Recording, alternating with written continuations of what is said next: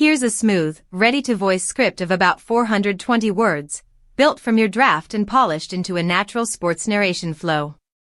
The Boston Bruins entered the 2025 offseason with plenty of work to do, and it is fair to say they were busy.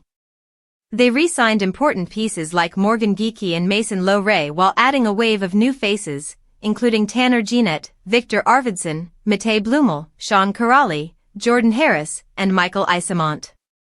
These moves certainly bolster depth, and the Bruins hope they'll help push the team back toward playoff contention in the upcoming season.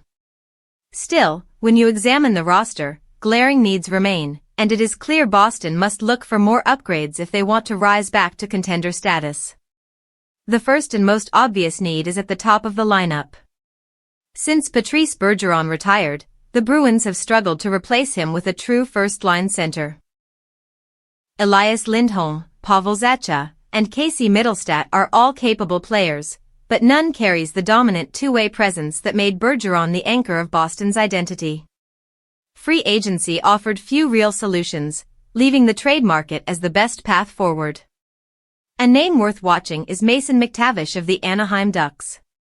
While still developing, he has already proven himself as a top-6 center with untapped potential.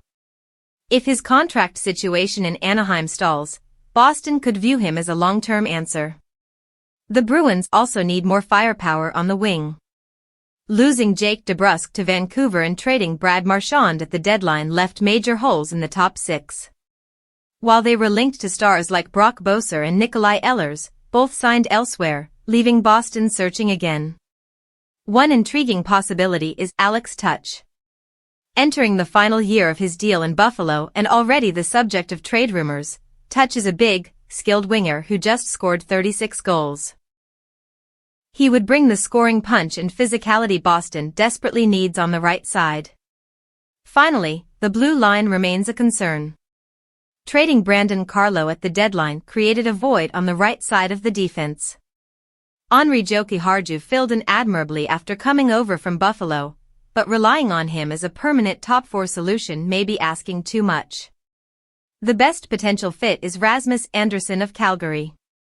A pending free agent, Andersson is expected to be moved, and he would instantly provide the Bruins with stability, offensive upside, and a proven option on the power play.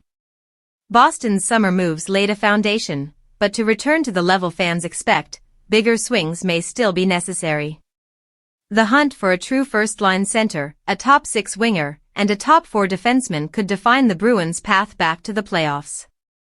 Would you like me to give this a calm, analytical broadcast tone or a high-energy, hype-driven sports voiceover?